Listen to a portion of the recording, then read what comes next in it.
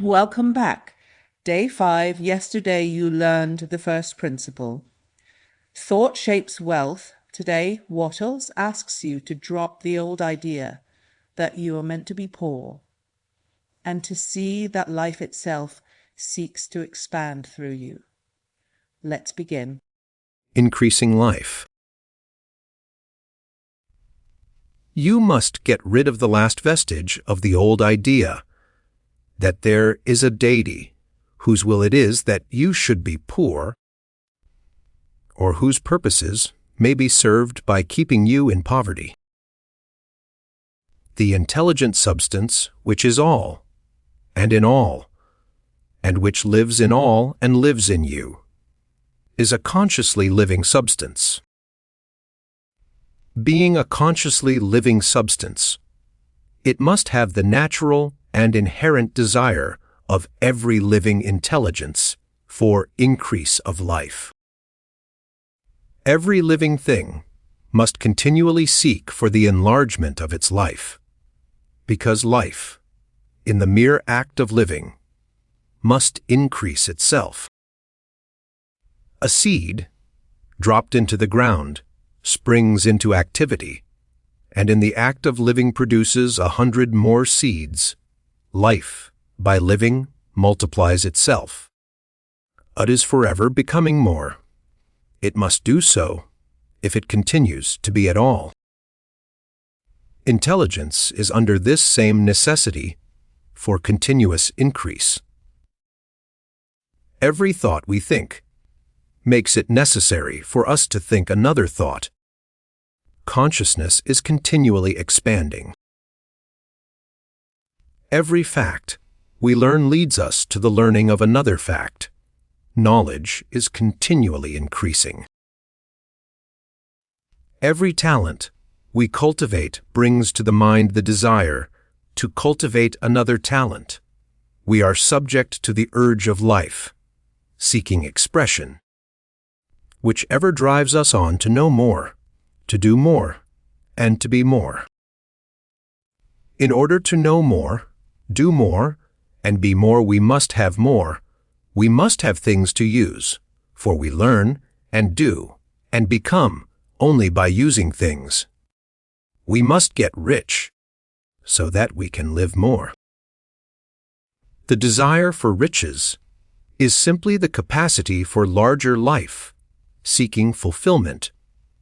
Every desire is the effort of an unexpressed possibility to come into action. It is power seeking to manifest which causes desire. That which makes you want more money is the same as that which makes the plant grow. It is life seeking fuller expression. The one living substance must be subject to this inherent law of all life. It is permeated with the desire to live more. That is why it is under the necessity of creating things. The one substance desires to live more in you.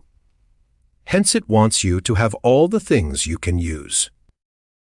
It is the desire of God that you should get rich.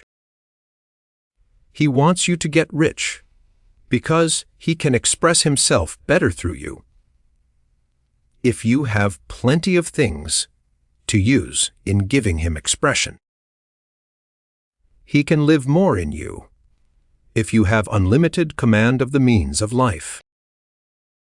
The universe desires you to have everything you want to have. Nature is friendly to your plans. Everything is naturally for you. Make up your mind that this is true. It is essential, however, that your purpose should harmonize with the purpose that is in all. You must want real life, not mere pleasure or sensual gratification. Life is the performance of function, and the individual really lives only when he performs every function, physical, mental, and spiritual, of which he is capable, without excess in any. You do not want to get rich in order to live swinishly, for the gratification of animal desires. That is not life.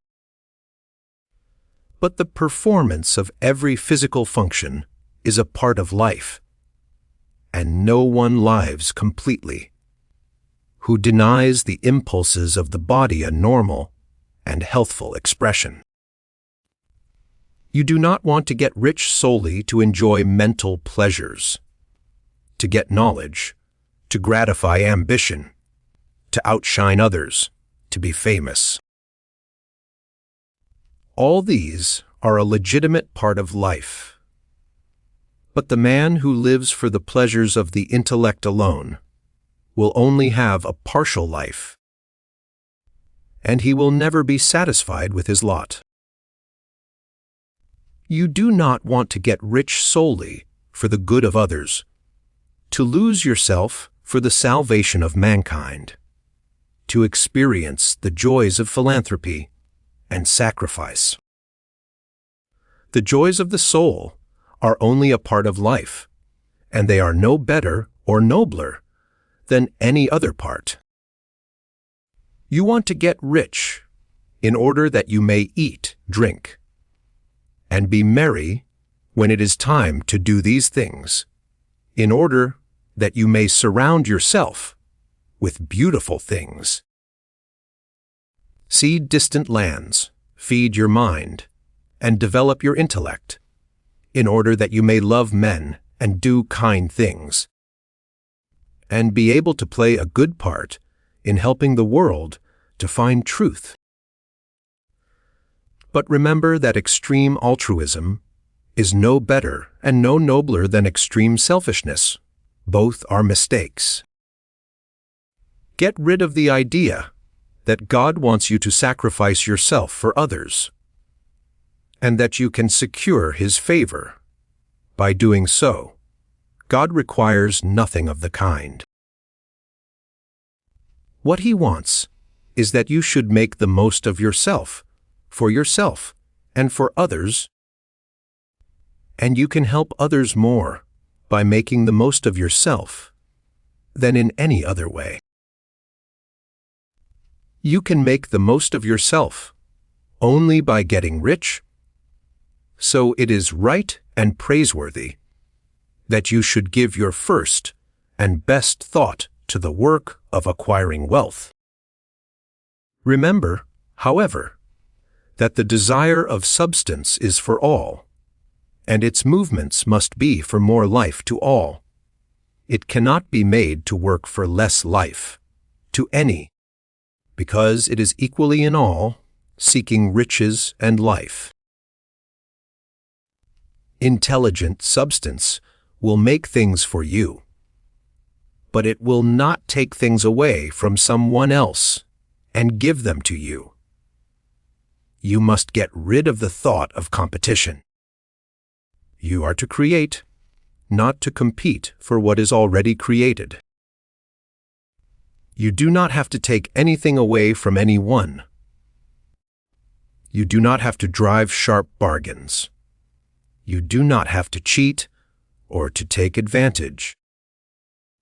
You do not need to let any man work for you for less than he earns.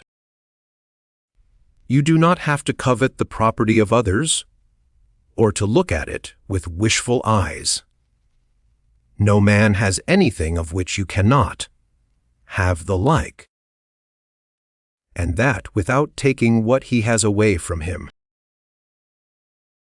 You are to become a creator, not a competitor. You are going to get what you want, but in such a way that when you get it, every other man will have more than he has now. I am aware that there are men who get a vast amount of money by proceeding in direct opposition to the statements in the paragraph above, and may add a word of explanation here. Men of the plutocratic type, who become very rich, do so sometimes purely by their extraordinary ability on the plane of competition. and sometimes they unconsciously relate themselves to substance in its great purposes and movements for the general racial upbuilding through industrial evolution. Rockefeller, Carnegie, Morgan, et al. Have been the unconscious agents of the Supreme in the necessary work of systematizing and organizing productive industry. And in the end, their work will contribute immensely toward increased life for all. Their day is nearly over.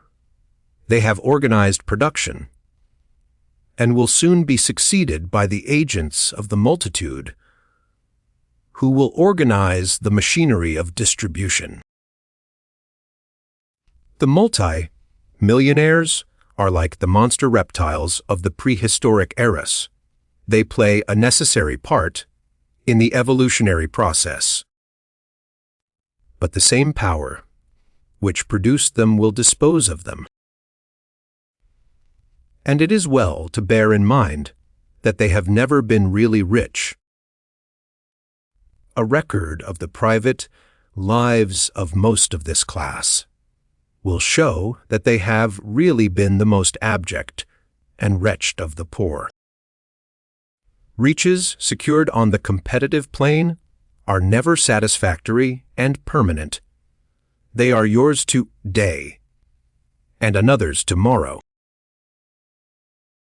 Remember, if you are to become rich in a scientific and certain way, you must rise entirely out of the competitive thought. You must never think for a moment that the supply is limited. Just as soon as you begin to think that all the money is being cornered and controlled by bankers and others, and that you must exert yourself to get laws passed to stop this process, and so on, in that moment you drop into the competitive mind, and your power to cause creation is gone for the time being, and what is worse, you will probably arrest the creative movements you have already instituted. K-N-O-O, that there are countless millions of dollars worth of gold in the mountains of the earth, not yet brought to light, and know that if there were not, more would be created from thinking substance to supply your needs. K-N-O-O, that the money you need will come, even if it is necessary for 1,000 men to be led to the discovery of new gold mines tomorrow. Never look at the visible supply. Look always at the limitless riches in formless substance, and K-N-O-W, that they are coming to you as fast as you can receive and use them.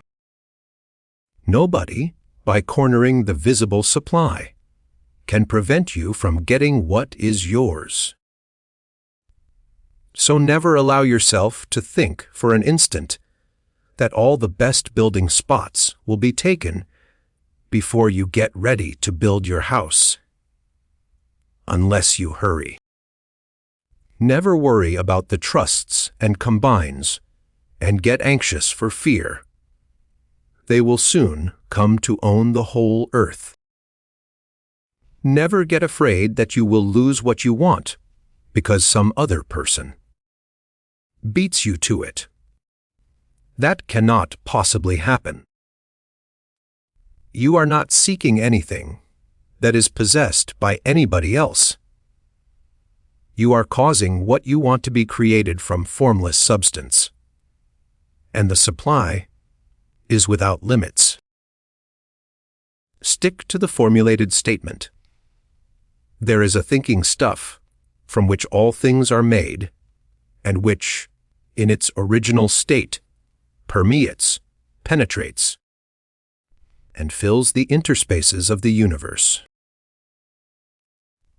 A thought, in this substance, produces the thing that is imaged by the thought.